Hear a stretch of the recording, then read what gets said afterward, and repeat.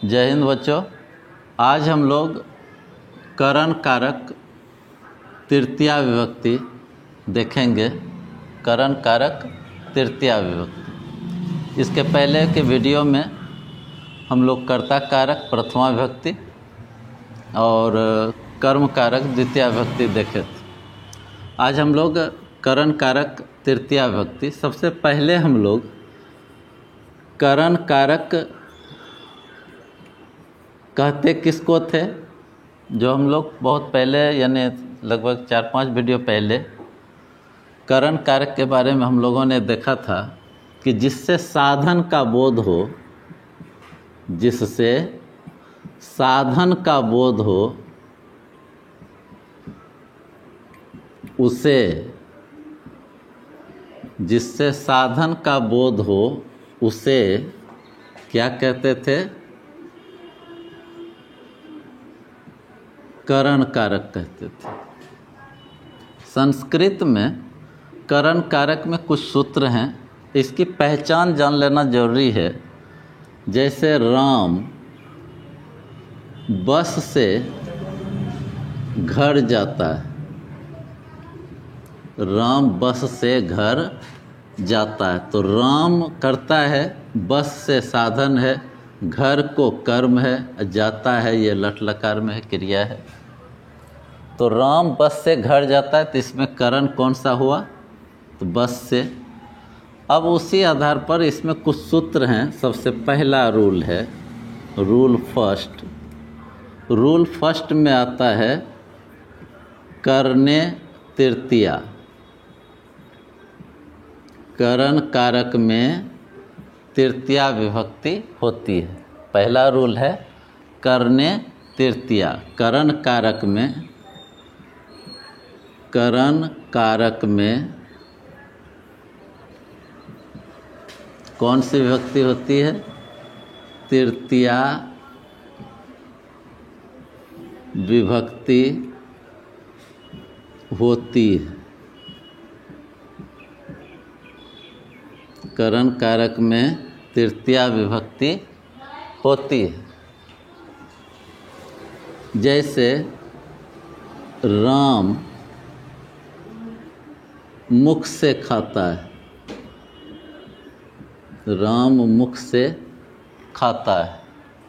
हालांकि हिंदी में ऐसे वाक्य गलत होंगे, लेकिन संस्कृत में उदाहरण स्पष्टीकरण में ये जरूरी है। जैसे देखिए, रामः ये करता है, मुखेन, रामः मुखेन खादति ये तृतीया लगाए, राम मुख से खाता है, तो ये इसी में तृतीया लगाए, साधन में तृतीया विभक्ति होगी।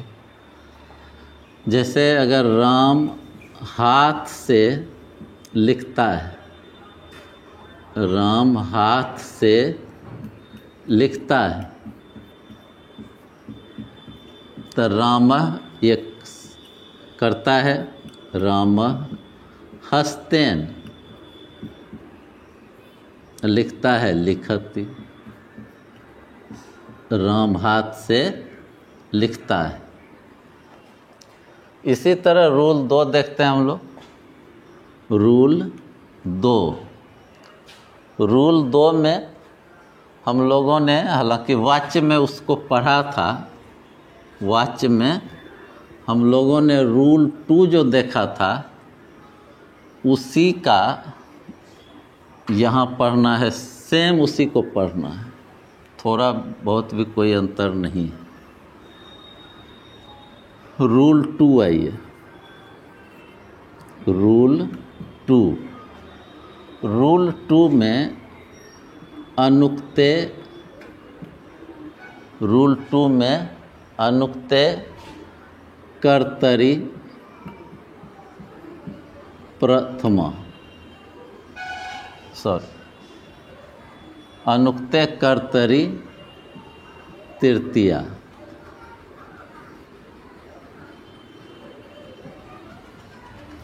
रूल 2 में देखिए, अनुक्ते कर्तरी तृतीया। इसकी व्याख्या होगी कर्मवाच्य और भाववाच्य, कर्मवाच्य और भाववाच्य के कर्ता में तृतीया विभक्ति,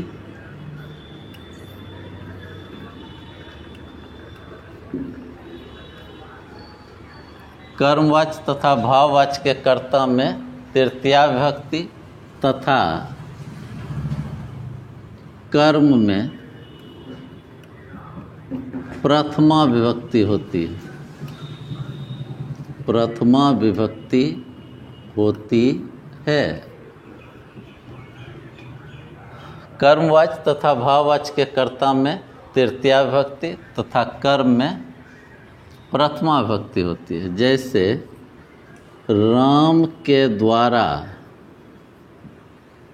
राम के द्वारा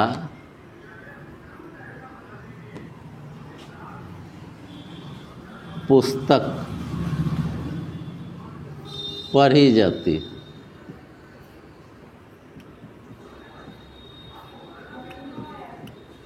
राम के द्वारा पुस्तक पढ़ी जाती है।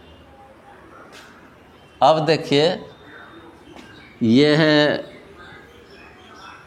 कर्मवाच्य में है और ये कर्ता है। कर्ता में कौन सी विभक्ति? तृतीया। राम चलेगा फल आधार पर, तो रामेन। पुस्तक पढ़ी जाती, ये कर्म है और कर्म में प्रथम विभक्ति। पुस्तक चलेगा फल आधार पर, तो फलम फले फलानी, तो पुस्तकम।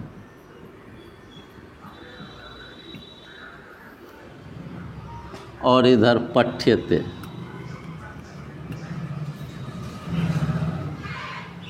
रामेन पुस्तकम पठ्यते।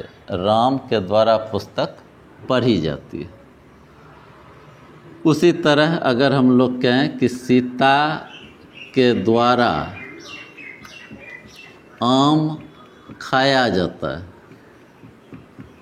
सीता के द्वारा आम खाया जाता है। अब देखिए, सीता के द्वारा ये लताधार पर चलेगा, तो लता का तृतीया होता है लतिया, तो ये होगा सीतिया। आम चलेगा बालक का आधार पर, आम्र। खाद्यते आत्मनेपदी का होता है, इसलिए ये खाद्यते। सीतिया आम्र खाद्यते।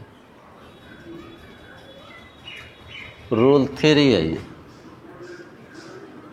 अनुक्ते कर्तरी प्रथमा, कर्मवाच्य तथा भाववाच्य के कर्ता। भाववाच्य का एक उदाहरण छूट गया, ये भी देख लीजिए। जैसे है,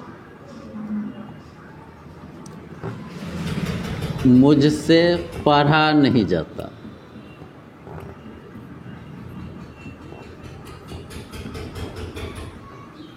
मुझसे पढ़ा नहीं जाता। अब अस्मत् चलेगा, इसका तृतीया लगेगा, मया न पठ्यते। मुझसे पढ़ा नहीं जाता। अब आइए रूल 3।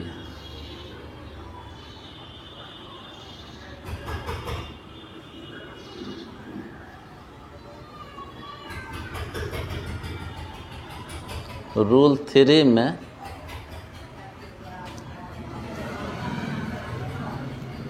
सहार्थे तृतीया।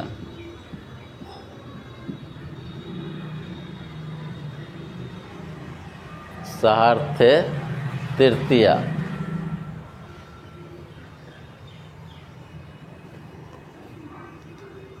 सह का मतलब होता है साथ। सह का मतलब साथ। जिसके साथ होगा उसमें तृतीया विभक्ति होती है।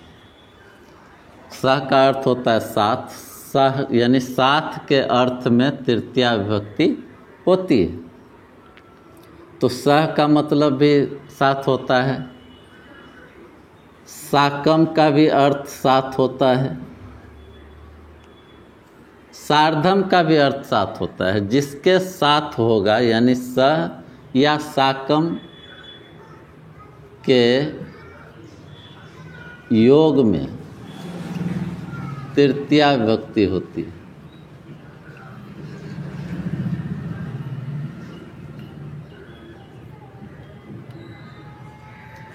सह या साकम के अर्थ में तृतीया विभक्ति होती है।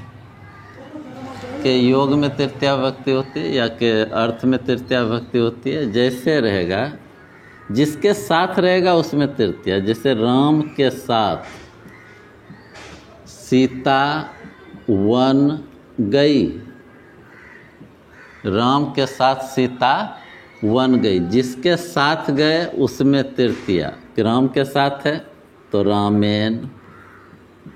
सह राम के साथ, सीता करता है सीता वनम, ये लंग लकार में है, और गच्छत।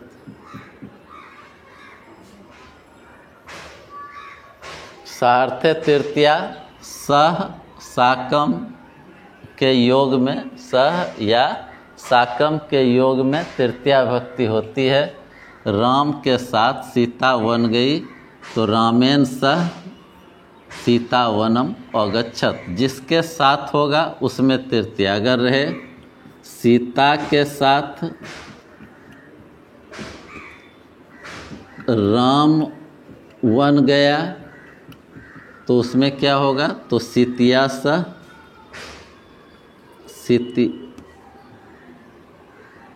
सीतिया सह रामः वनम अगच्छत या गतः। ऐसे अभी जब हम लोग पढ़ लेंगे वो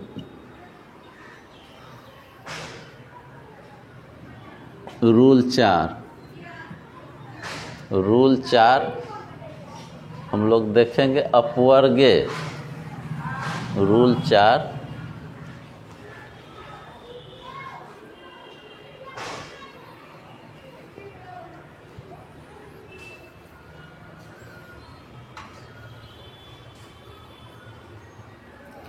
रूल 4 में आइए।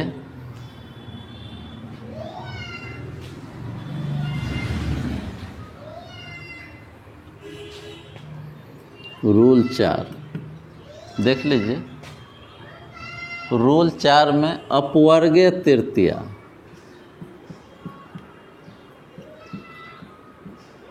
अब अपवर्ग समझते हैं? नहीं। अपवर्ग कहते हैं कार्य समाप्ति को या फल प्राप्ति को। जितने देर में कोई चीज़ प्राप्त हो जाए उसमें, या जितने देर में कोई कार्य समाप्त हो जाए उसमें कार्य समाप्ति या फल प्राप्ति को क्या कहा जाता है, अपवर्ग कहा जाता है। और अपवर्ग में तृतीया विभक्ति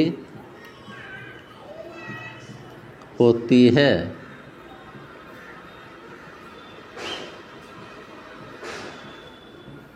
अपवर्ग में तृतीया विभक्ति होती है। देख लीजिए,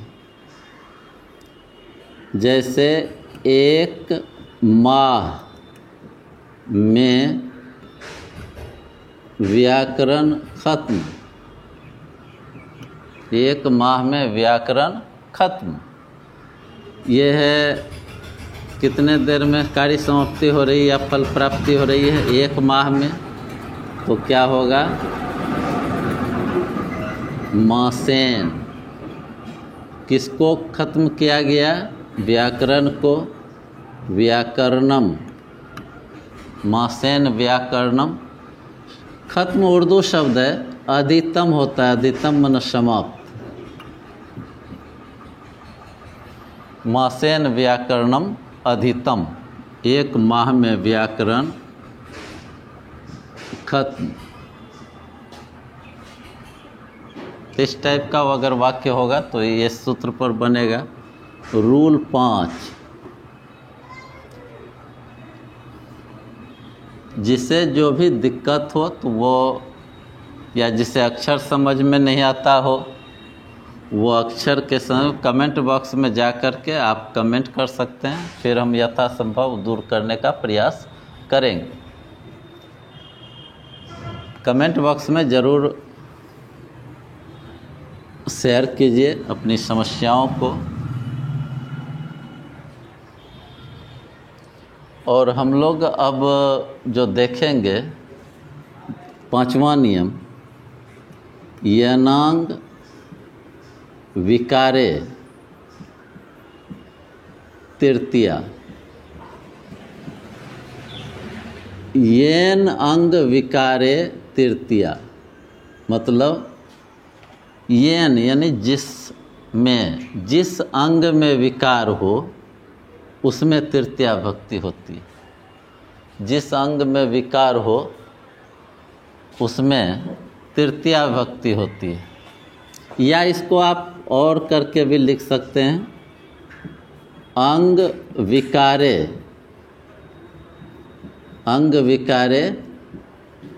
तृतीया।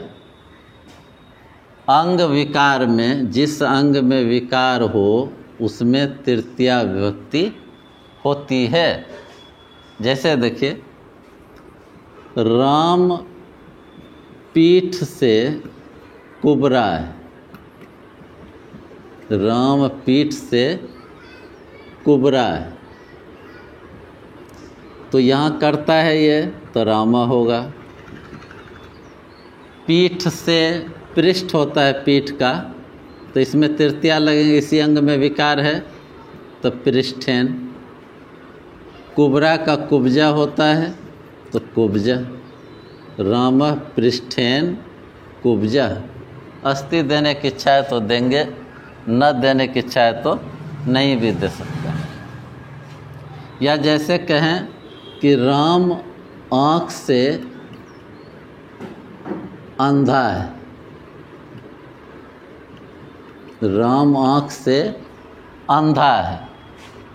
राम अगर एक आँख से तो अंधा होता नहीं आदमी, और एक आँख से अगर अंधा नहीं होता है तो दोनों आँख से होगा, तो नेत्राभ्याम। रामः नेत्राभ्याम अंध। और अगर हम लोग नेत्रेन देंगे तो एक आँख से व्यक्ति काना होता है